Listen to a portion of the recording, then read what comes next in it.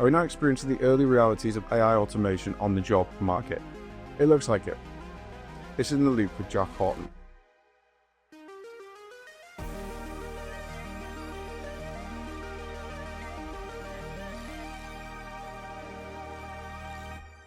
Welcome back to In the Loop today. I'm quite literally in a large shed on the coast of Scotland. I'm actually on holiday, and no matter what, we have to have an episode go out.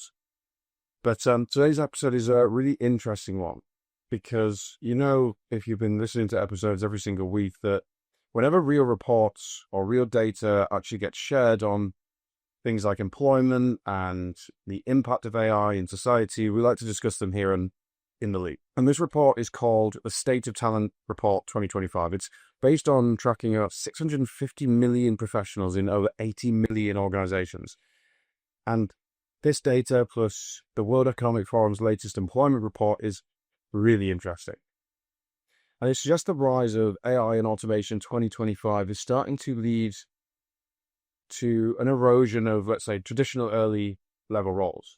And it's creating what probably can be summarized as a widening disconnect between workforce automation and early career job prospects. And as companies start to delegate probably more routine tasks to this, AI digital labor, it appears that companies are now starting to cut back on junior hires and training programs that so many people relied on to get into work.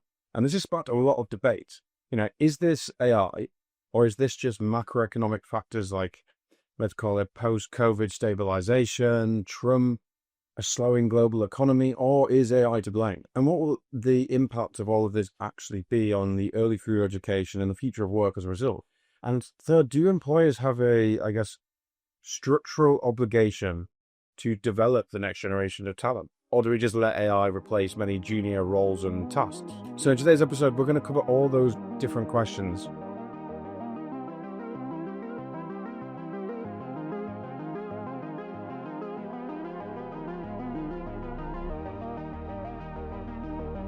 And I think the best place to start is the data, because new data shows a big drop in junior hiring across, for example, the tech industry.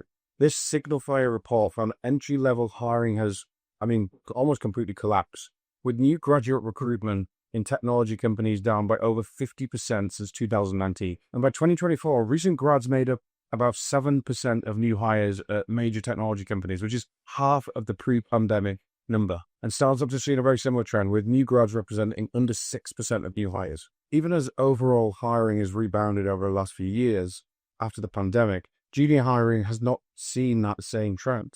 It just keeps getting cut and cut and cut. And it's lagging much further behind, say, mid and senior level hiring.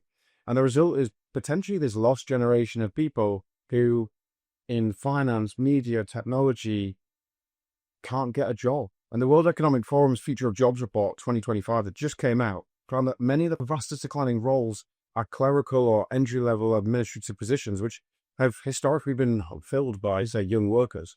And LinkedIn also found in their 2025 workforce data that entry-level hiring is also completely slowing down. So in the US, overall hiring was down 6% year on year in over 2025. And young grads are those that are being hit disproportionately. And a good example of this is the unemployment rate for new college graduates is at 30% compared to only 18% for the general workforce, which is a big sign of new graduates struggling to find that, early foothold into the employment ladder. And there seems to be this big rise in what Signal Fire called, an experience paradox, where companies post junior ads, but then fill them with someone that's had much more experience than that person, bypassing what you actually consider as an entry-level candidate. And there's this increasing obsession now with this lean business type. And a lot of that is driven by AI and AI agents, which is this idea that a company can be run by less people. And as a result, employers are increasingly demanding, it seems, new hires who can be productive, say, from day one. Which again, leaves a very little tolerance for on-the-job learning and new hires that just haven't got that much experience. And don't get me wrong, a lot of this makes sense. AI is now performing many of the roles that an entry-level new hire, just out of college student might have performed. In previous eras, junior staff might have spent their early careers doing very routine work. Imagine drafting documents and pulling data together and spreadsheets, reviewing a document. doing very basic analysis.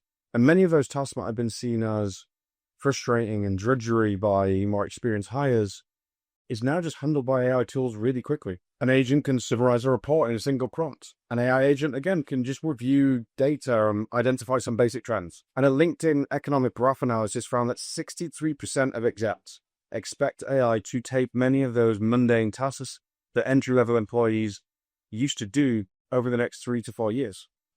And the Brookings Institute's research found that AI will replace over half the tasks carried out by entry-level roles, such as market research, analysis, design, sales reps. And equally, that research found that senior roles, which involve lots of judgment and problem solving and team management, have up to 5 times lower risk of AI automation and replacement. So if you take anything away from the data right now, it says that automation is going to take a lot of the bottom rungs of the career ladders away, which are built on routine, frustrating tasks.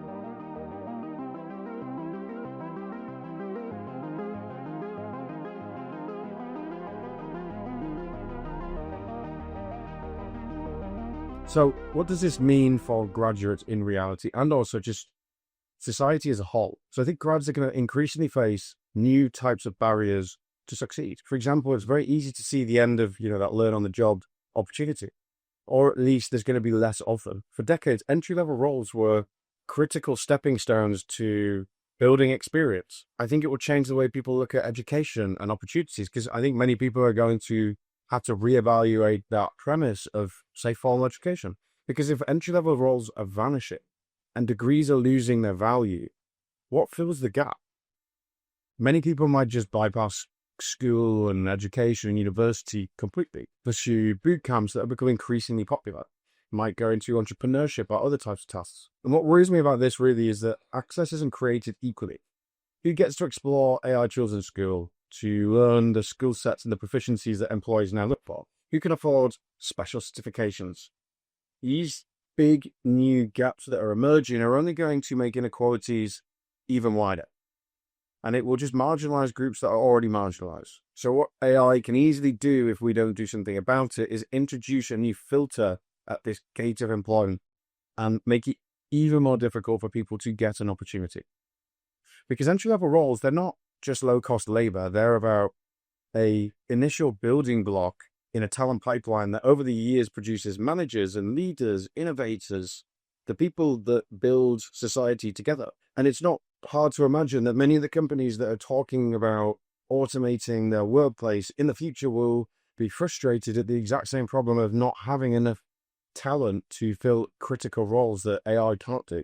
I think for me, the most important thing for us to tackle really early is this idea of economic mobility. Historically, an entry-level opportunity is an opportunity for people to get into the middle class or who are in the middle class. And if AI eliminates that step, the cost of getting started shifts to an individual, often through unpaid internships or gig work or very costly grad programs. And those from a less privileged background are always hit the hardest in that situation. And this comes on to this idea that is gaining traction that sustaining a workforce isn't just the responsibility of the government, it's actually the responsibility or a moral responsibility of employers broadly. You could call this a social license to operate. Just like companies are expected to reduce their environmental impact, they are going to have to invest into human capital.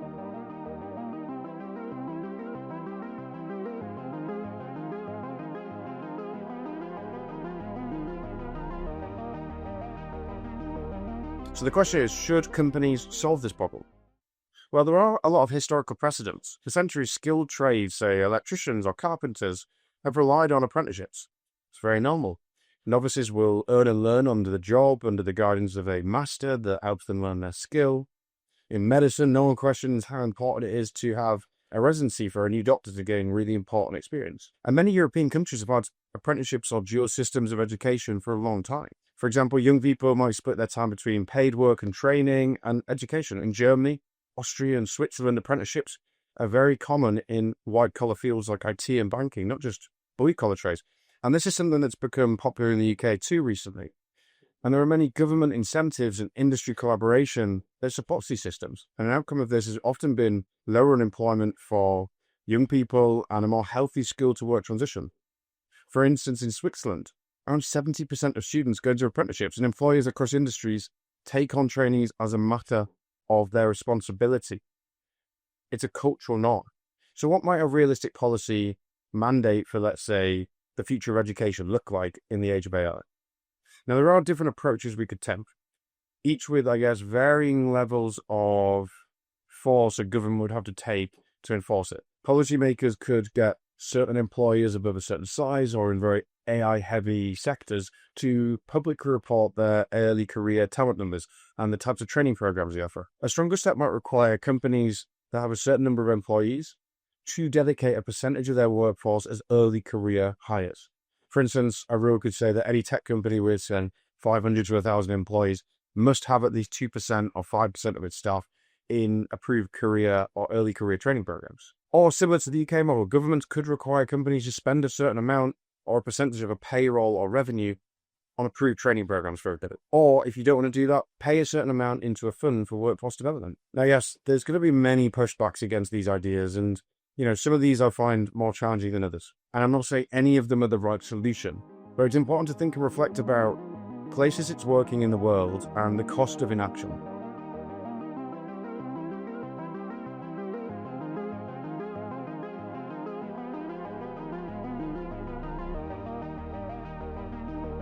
So upon reflection, taken together, the signals in 2025 are showing a growing consensus that action is going to have to be needed to preserve early career development in the face of major automation.